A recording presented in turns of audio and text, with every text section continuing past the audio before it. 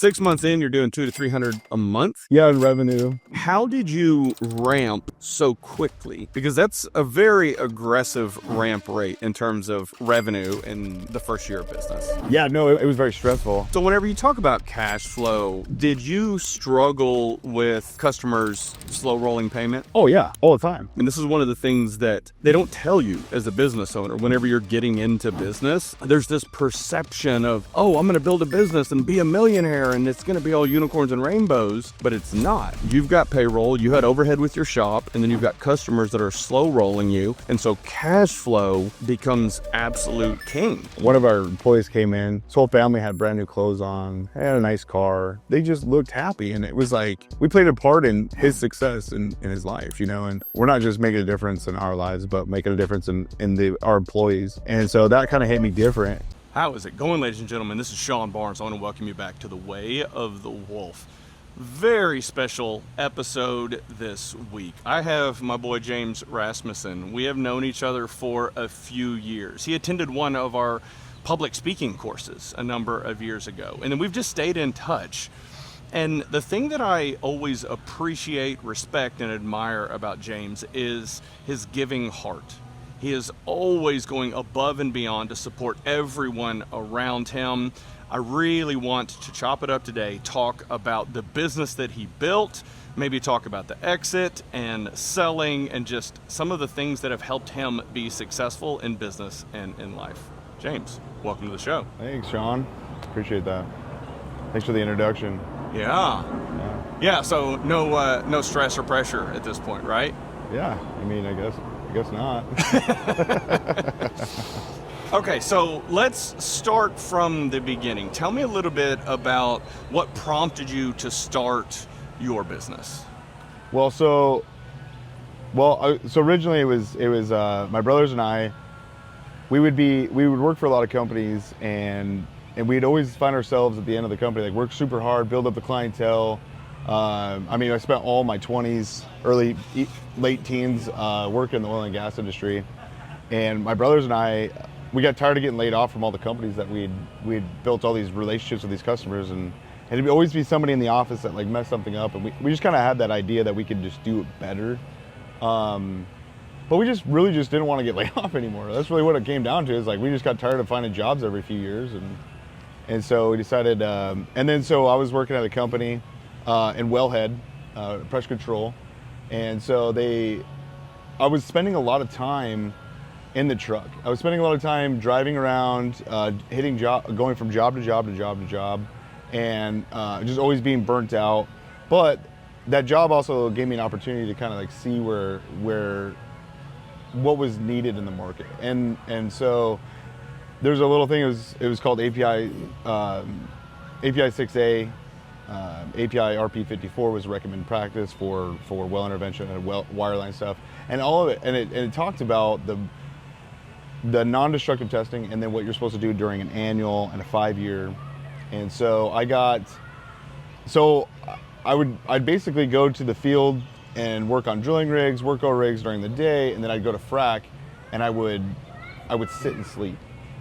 Or be bored out of my mind. And so I bought a couple of books, some of the API books, and I started reading about what the process and procedures were. And that North Dakota the Bakken really wasn't following the rules of like doing the proper standard procedures for what API recommends. So I read the book and it came up that, hey, we need to do non-destructive testing.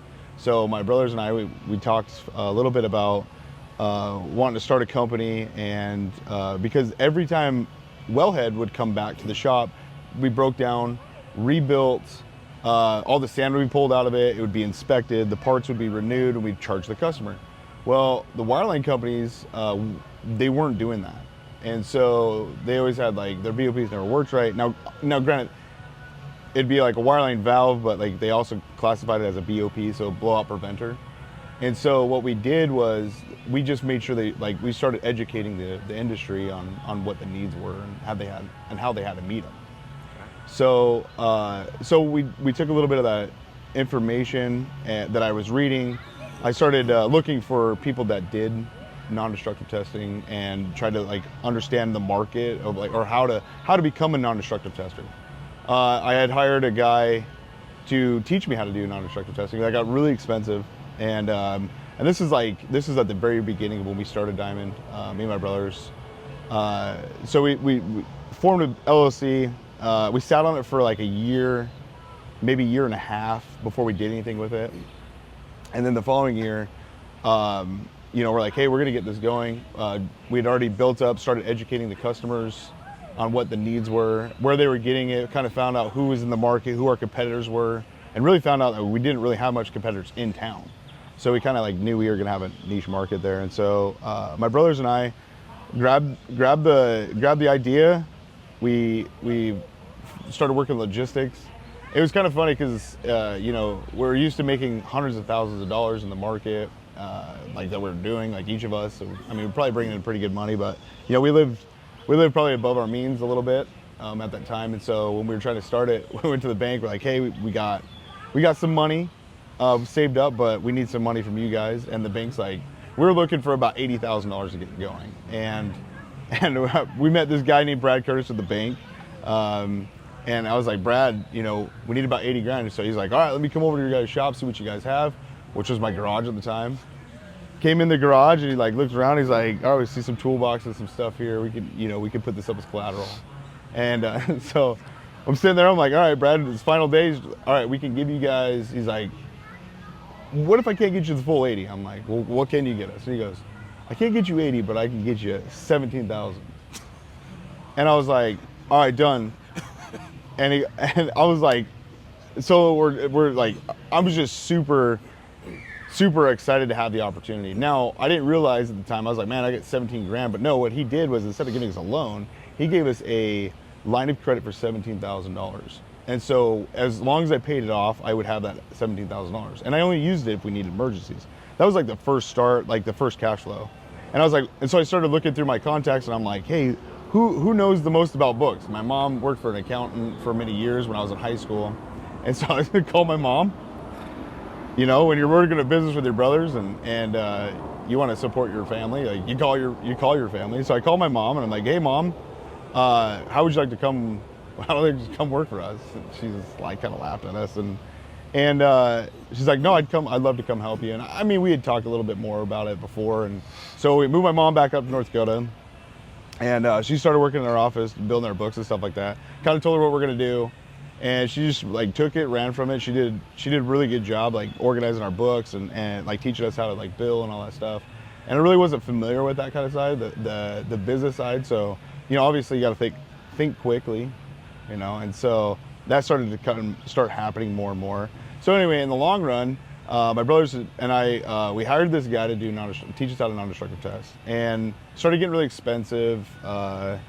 It was kind of like just an idea, like hey, we need to get this guy in here, and then, so anyway, he gave us our hours, and then I get a hold of another guy, Bobby Mack, and he was like, dude, this is going to be like $40,000 for you guys to get certified and all this stuff, and I really didn't know much about that market.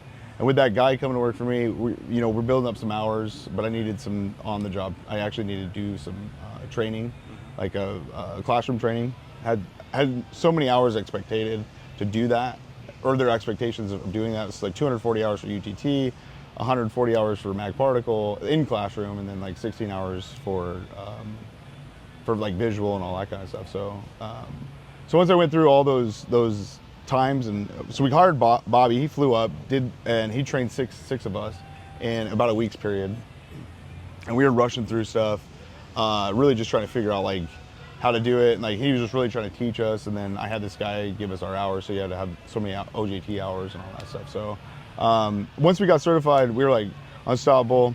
We had one customer bring in their equipment, and it gave us an opportunity to really just showcase what we could do. And I was so scared to tear open this VOP. I'm like, this is a lot of responsibility. I know we had insurance and stuff, but I'm like, man, I just, the thought of, actually hurting somebody. So in the same sense, all my brothers had worked for this company that we're going to work on these VOPs. So my first thought was, if I slack or I miss an opportunity to do what is right in this situation, I try to cut a corner. This really hit me really hard, that it's not just some random guy out in the field working with this equipment. It is literally my brothers, my twin brother, my younger brother, my older brother, and my other older brother, like physically working with this equipment. And one of my brothers still to this day works with this equipment. So it kind of hit me different. So if I'm gonna slack, or if I'm gonna do anything wrong, or get like my ethics wrong on this, where I ever put money first over people, that was the thing that hit me the most. And so I always wanted to make sure that we like followed it up with integrity, more than anything. So like we fast forward a little bit. Let's fast forward 6 months. We start producing. We have more work than we can handle in our shop. We're producing. We're doing $200,000-$300,000 a month. Okay, so look, time out. 6 months in, you're doing $200 to $300 a month. Yeah, in revenue. Yeah, about 150, 200,000. How did you ramp so quickly?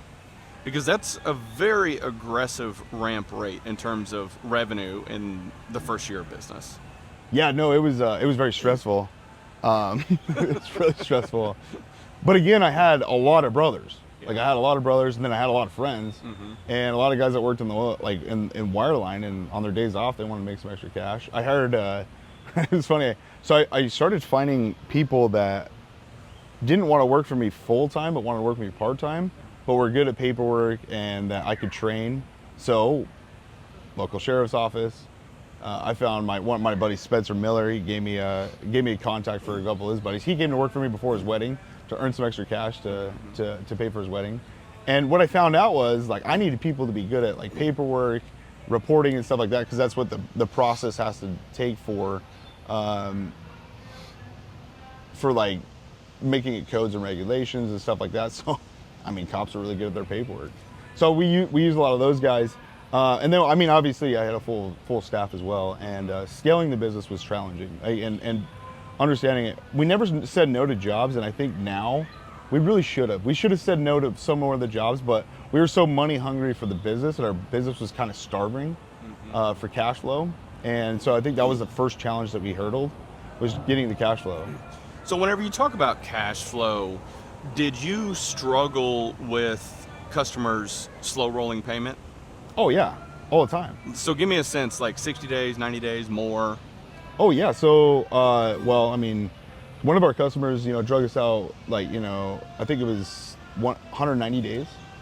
190 days for payments and stuff. And so, when I went to a lot of mom and pop shops that like wanted to save 10-15%, and I told them, I said, if you guys pay within 10 days, I'll give you a 15% discount.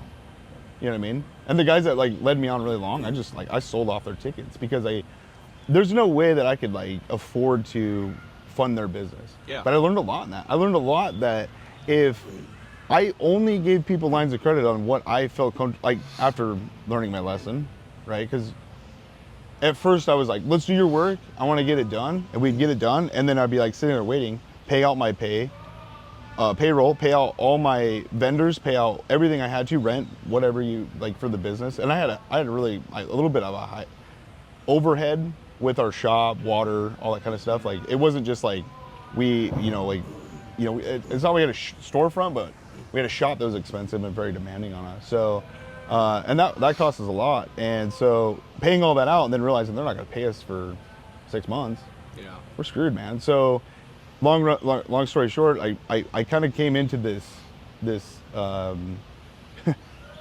credit apps, man.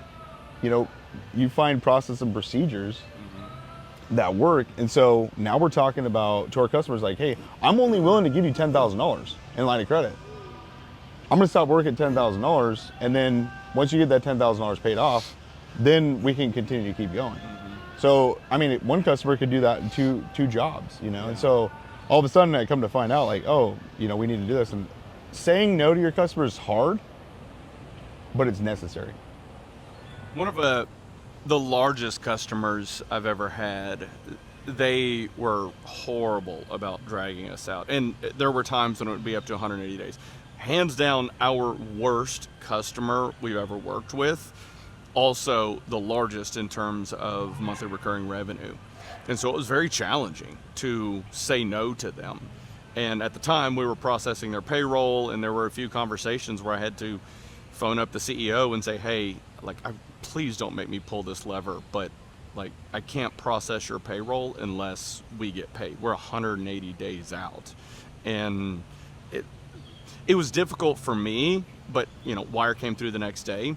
It's just so frustrating. And this is one of the things that they don't tell you as a business owner whenever you're getting into business is there's this perception of, oh, I'm going to build a business and be a millionaire and it's going to be all unicorns and rainbows, but it's not. You've got payroll, you had overhead with your shop, and then you've got customers that are slow rolling you. And so cash flow becomes absolute just king. You have to understand how to manage your cash, or else your company's just going to bleed to death. Yeah. You might have a great top line, but if you're not managing the cash flow correctly and managing those relationships with the customers, like, you're going to bleed out. No, it's the bloodline of your business. You have to do this. And I learned this later after I hired Tracy Ralph, and she taught me one of the best lessons I ever got. And she said, "It's a gift until they pay you." And so I took a whole different mindset to that. Like, are you okay? Are you comfortable with gifting this much money to somebody? And I took a whole nother perspective to that, because that spoke volumes. And she said, and Tracy, she's a hound dog, right? She was fantastic. She just, you have $400,000 in receivables right now, and that's where your money is. It's like, let's go chase that. And she, all day long, and it's consistency, right? And the consistency of your customers. See, the guys in the office, the managers that are starving for you to do the work for you, they want that work to happen and be good and be quick. But there's the corporate side, and the corporate side doesn't give a crap about you. Yeah. And so you have to balance that, because I was sitting there, I'm telling the manager no, but then the corporate side is the one that was telling me no, they're not paying me. And so and sometimes the managers would have pulled to the corporate side, but you battled that a lot. So, and that's where the thing is, you have a great relationship with the managers, and you don't want to let them down, but you can't starve either. Well, and the thing is, there's this trickle up effect that's occurring because they're managing their cash flow. Yep. Their vendors and suppliers are slow rolling them on it. And so it's just constant, like, accordion, trying to figure out, okay, they need to get paid before you can get paid. And it just keeps on going up the chain. Yeah. So, you touched on an important point in having the relationship with local management, but also having a good relationship with corporate. Yes. And that's tough, because in my experience in oil and gas, corporate and the field don't always communicate well. No, they're very poor at it, yeah. Yeah, they're on different planets, it seems, a lot of times. Corporate's operating kind of in the ivory tower with, spreadsheets and PowerPoints, and they don't truly understand what's going on out in the field. And the guys out in the field, like, I actually, there were times when I felt bad for them, because they're under so much pressure. Oh, we need more revenue, but corporate's not supporting them.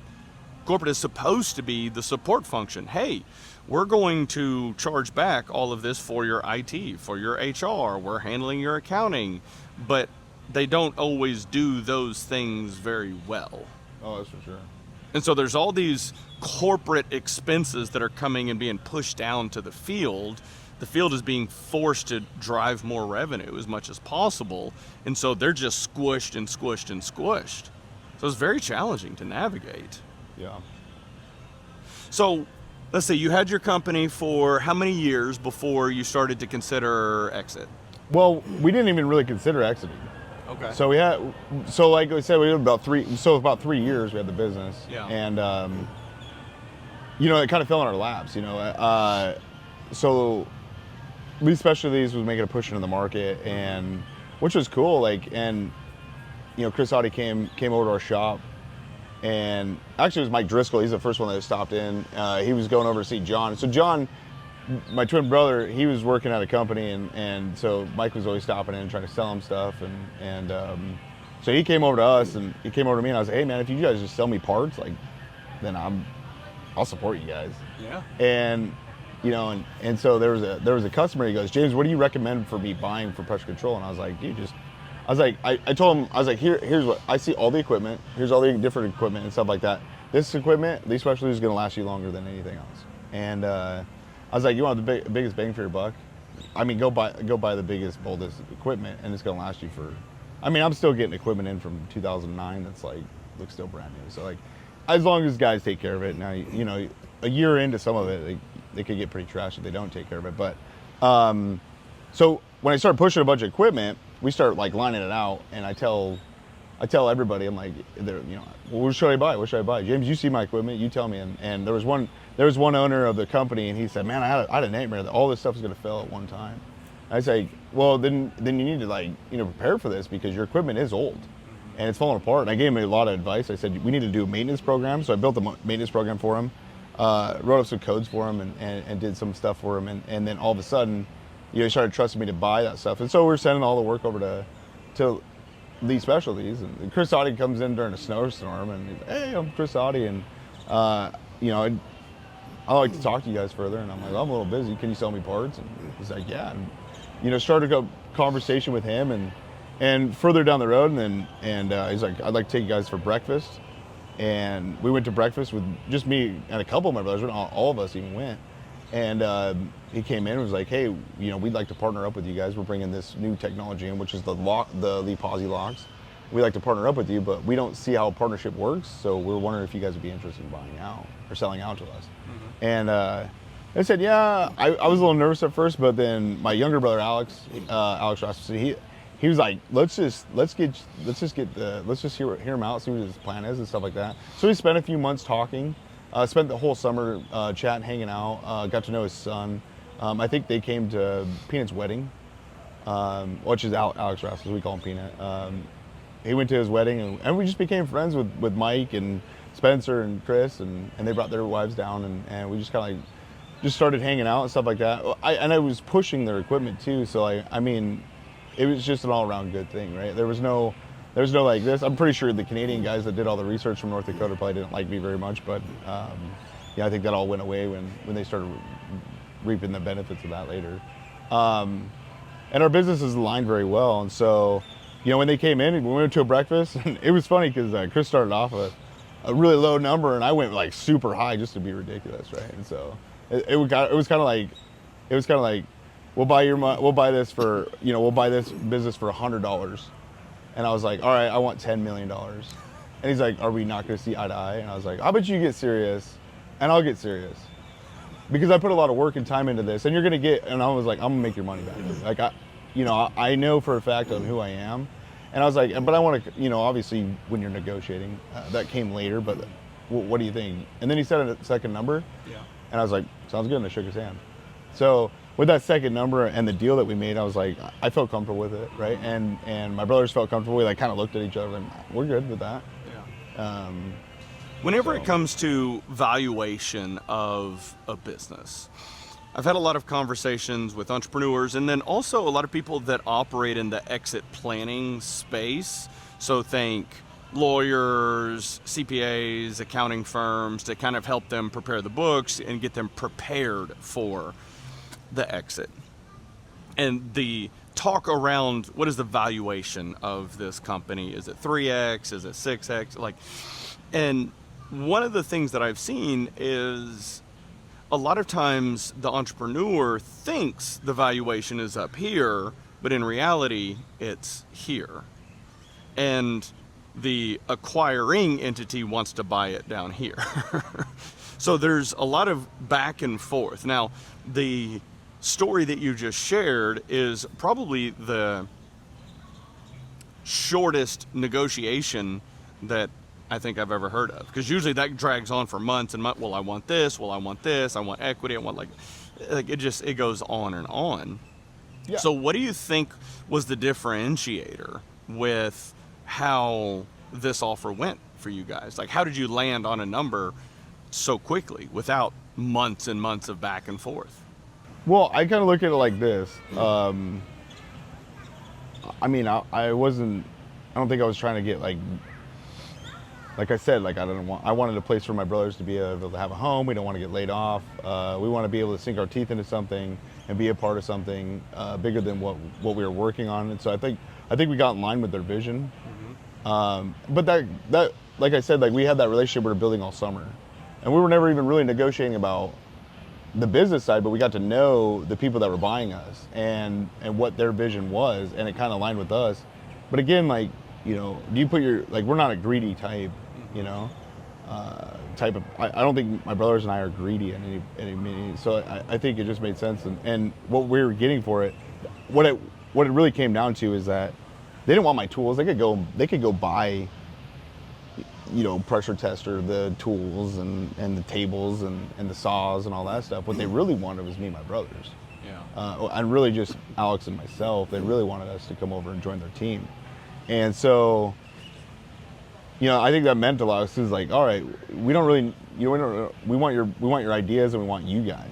We don't really care about the rest of the stuff. And so I think that was pretty easy when we agreed. So there was alignment. There was trust. Yes. And when there's alignment, when there's trust, it makes the negotiation go so much easier. Yes. Because you felt, it would seem, that you felt confident that you were making a decision that was going to be beneficial for the acquiring entity. It was going to be beneficial for you and your brothers. And so it just kind of made sense. Fair? Yeah. No, that's exactly what about happened. And I think there was a couple other things in there too, like,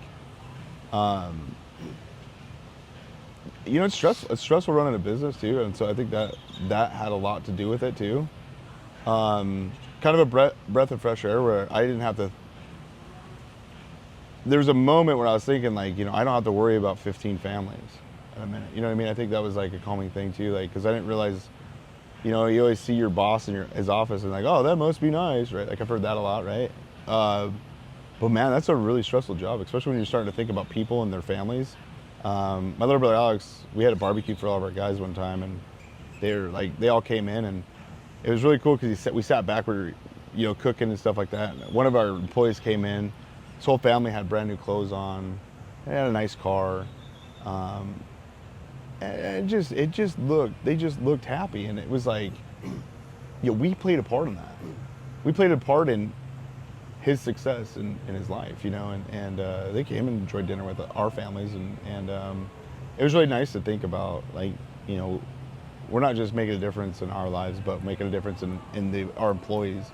And so that kind of hit me different. And so, but when I didn't have to have that responsibility of making sure that they're paid every 2 weeks, I think that was a weight lifted off, because again, it goes back to not fighting with your customers enough about paying you. And we did sell we had $200,000 to $300,000 in receivables we're waiting for. So it is an entirely different type of stress from being a leader in a large organization with a team full of people, that versus being the entrepreneur and being responsible for the livelihood of the people on your team. Yep. Whenever I think about my time in the corporate world, the largest my team got was kind of 9,500 people at any given time. That was the largest team across all of my different teams that I was responsible for. And like, I didn't take that lightly. It was their livelihood, and I did everything that I could to set them up for success and ensure that they were going to be taken care of, that they could take care of their families, on and on. Whenever I flipped over and started my own business, it was a stress unlike anything I've ever experienced in my entire life. Because if we can't sell the work, if we can't get enough revenue, like, that's their livelihood, their families' lives. Yep. And especially whenever you're a startup and it's, hey, let's go change the world, let's go do this thing, let's go make this happen, and they leave a stable job with a guaranteed pay where they don't have to worry about it. You know, relatively, there's always going to be concerns in oil and gas. And then they put all of their faith and trust in you. Like, that is a weight that I don't think very many people ever will experience. And once they do, it changes them forever. No, for sure. And it's not for everybody. Like there are times whenever I've asked myself, would I want to go back? And, I'm almost in year 3, so kind of halfway through year 2 right now. And I make a fraction. I actually run the numbers. I make 1/20th of what I did my final year. And it's more fulfilling than ever. And it's stressful. You and I have had conversations about it, and just kind of driving that business, raising awareness of who you are and what you're all about. But yeah, it's very real. It's very real. Okay, so what's one of the biggest lessons that you've learned as a business owner? Buy assets, man. Buy assets. Have your assets if you're thinking about doing any exiting or anything like that. Mm-hmm. Man, we could have I was thinking about that with my brothers. We talked about that quite a bit. It was if we had so many more assets, and that NXL, they're the special at the time.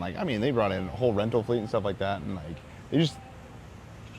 that was the big thing. I was man, I could have sold my business for $10-15 million more if you had more assets. If we had more assets, So if you think about it, if you're selling your business for that, so I'm not talking pickups, but what's valuable to your business, So what can make your business more valuable, but it's been cool because they had all these assets just sitting in Canada, and I'm cool, bring them down here. Let's throw them to work. But I learned a lot, because I'm yeah, I could have done that. The other thing too, I want everybody to realize if you're ever going to exit your business, and you're going to go work for another company, really focus on your employee contract. You know what I mean? Because people don't realize that's weight, and there's a lot of money on that. And 20, 30 years from now, you can still be getting money from 20, 30 years. And I think we did a phenomenal job at that too. Yeah. Making sure rollover PTO and a long period of payouts after you leave with no non-disclosure NDAs or anything like that, right? So. You can negotiate all that kind of stuff in contracts and stuff and that did come after the initial breakfast, right? But that was a fun thing because we add this in there, and we did kind of go back and forth.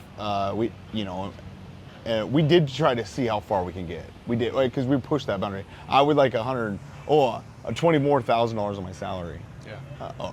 Yeah, I don't really like that, James. We could pull this whole deal for $20,000. It's okay, well, can we get on the backside for bonuses? If we make X amount of dollars, can we get on bonuses? I think the really cool thing about this, though, at the time I sold, so 2019, I sold November 2019. So I sold, and then there was some talks in December about COVID, and then March of 2020 hit, and dude, telling you what, man, some of the worst decisions I ever had to make, but I would have never made those decisions to get rid of people if I had not sold.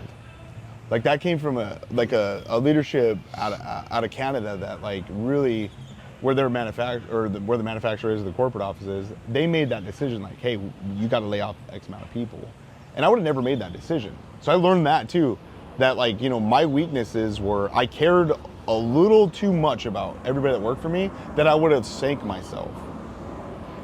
So I learned that aspect, and who would have ever thought COVID would have happened?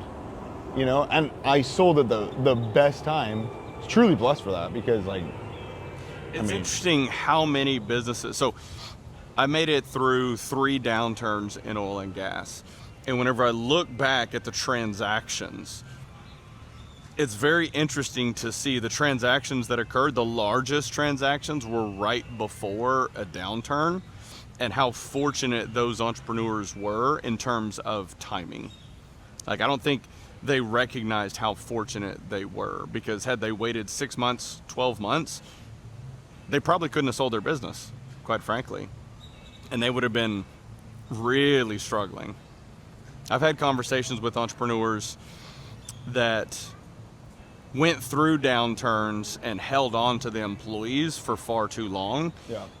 And when they look back on it, they think, I wish I would have done something a little bit differently, because what it did is when we were poised to bounce back, yes, we had the head count, but we were struggling from the financial side of things because we went too deep. Yeah.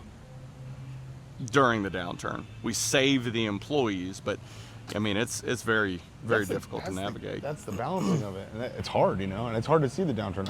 And COVID was a different downturn than anybody's ever seen. Oh, yeah. And we went from, I had guys that worked for me for 4 years maybe. No, maybe not 4 years, maybe three and a half. I'm laying them off.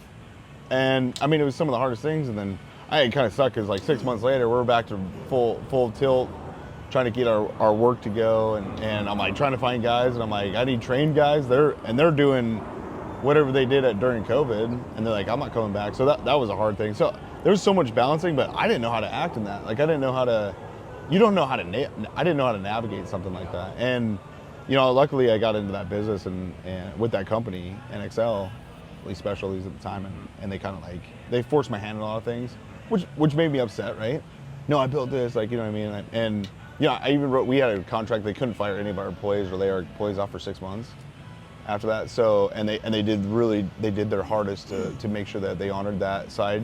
But then again, like, you know, do you sink the ship to save the people? Like, then you're all dead, right? So, and that's where we were kind of sitting. I was like, and once I realized that, and like the hard decisions those guys had to make, you know, and you know, I envy those guys because they had to make hard decisions. Jeremy Getzinger came in, and you know, he realized that we were just kind of like bleeding back then, and I think he just reached his 5th month or 5 years this year, and you know, he kind of came in and just like, hey, here's the situation. I know you guys are like doing it with nothing. He's like, let me give you some people, and we were able to hire some of the guys back that worked for us once before. So, and good dudes, like they're still working for us today. You know, some of those guys, and so we know we're doing something right, and keeping those guys employed and stuff. So, you know, I think, if you're going to exit your business, you know, you got to look at all aspects. What's best for you? What's best for your employees?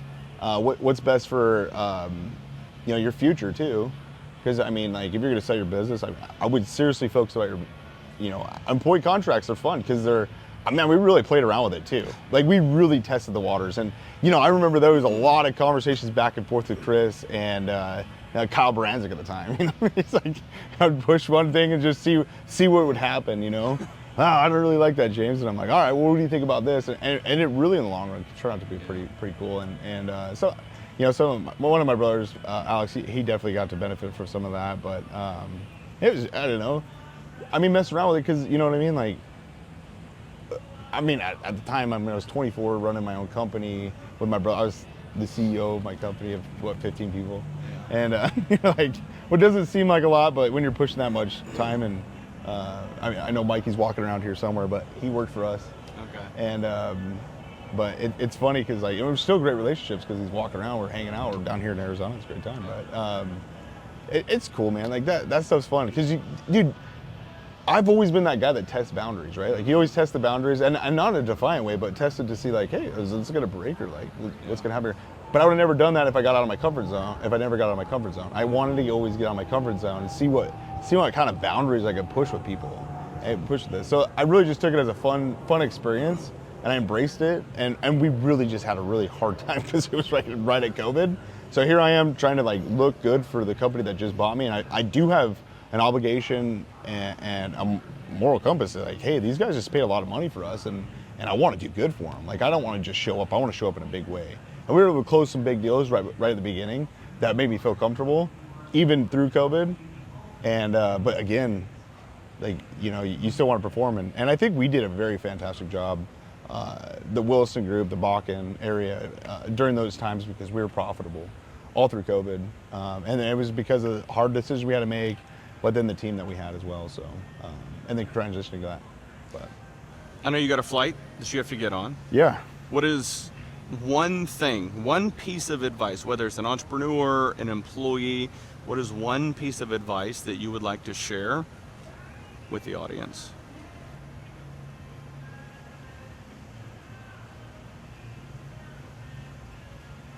Well, I would say, you know, I mean, let's be goal oriented, right? Like, if you're gonna set a goal, hey, X, Y, and Z, like, follow that plan and stuff like that. And don't ever sell yourself short because, you know, but don't be ridiculous either. Don't be ridiculous in what you're asking for. You know, you have to be a team player on both sides, you know what I mean? And people got to feel like they got to win, right? You feel like you got to win. The person if you're going to try and exit, that person that's buying you has to feel like they're going to win. So just do compromising. Like, do compromises in both sides. And it's just like that in any deal that you're doing with sales.